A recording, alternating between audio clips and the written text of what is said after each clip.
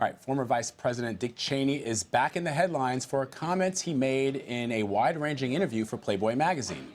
In the interview, Cheney blasts the Obama administration on everything from ISIS to Ferguson, even going as far as accusing the president of playing the, quote, race card.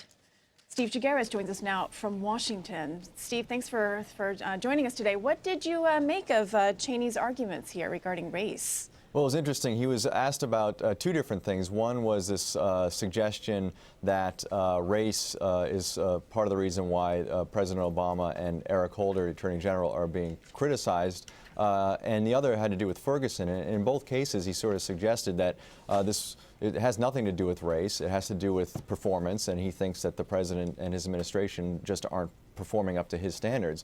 I thought it was just interesting because the sort of heavy criticism from the former vice president, usually when you hear this kind of criticism, there's a motivation behind it. They're trying to sell a book, they're running for president, they're running for office. It's a retired vice president. It's just, and the sort of really harsh criticism is just interesting hearing that from former Vice President Cheney.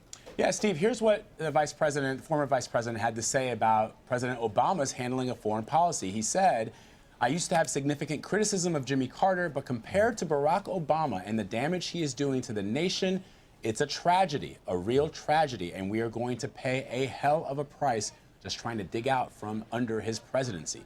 So what do you make of the former vice president and President Bush's divergent approaches since leaving office? I mean, Cheney has been a very vocal critic of the president, whereas President Bush has not said a whole lot. President Bush has said virtually nothing. Anytime he's ever been asked about President Obama and his performance, he's basically dodged the question and said, I'm not going to talk about a sitting president. Yet Cheney has repeatedly been out there criticizing Obama pretty harshly. I think on the foreign policy question, it's very clear that Vice President Cheney does not agree with what the president has done, President Obama.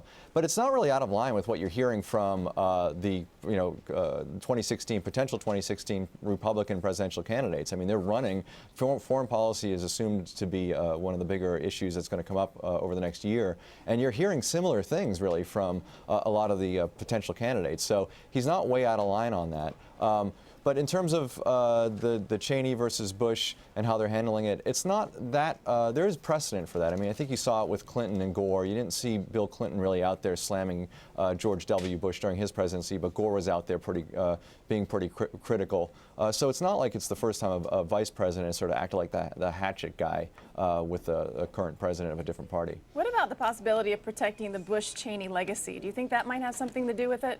I mean, that's definitely part of it. I mean, you've got to figure these guys left office. They weren't the most popular folks in the land when they left office, and there were a lot of critics for what Bush and Cheney did. And George W. Bush, to a certain extent, has defended what he's done. But I think Cheney feels it's on him to defend a lot of this too, because a lot of people blame Dick Cheney for those decisions and say he was the one that was really sort of pulling the strings on a lot of the foreign policy stuff. And so, yeah, I think that's part of it as well. I mean, he doesn't really say, I mean, even when given the opportunity to sort of say, yeah, maybe we should have rethought some of what we did. I'm thinking specifically about the question of Guantanamo. When they ask if there's an innocent person languishing there because they haven't had due process, do you feel bad about that? And, he's just very forthright that he wouldn't have changed a thing. He sleeps comfortably at night.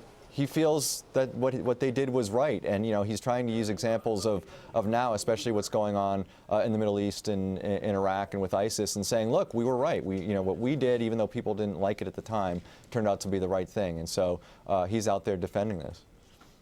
All right, Steve Chaggaris in D.C. Thanks so much, Steve. Appreciate it. Thanks.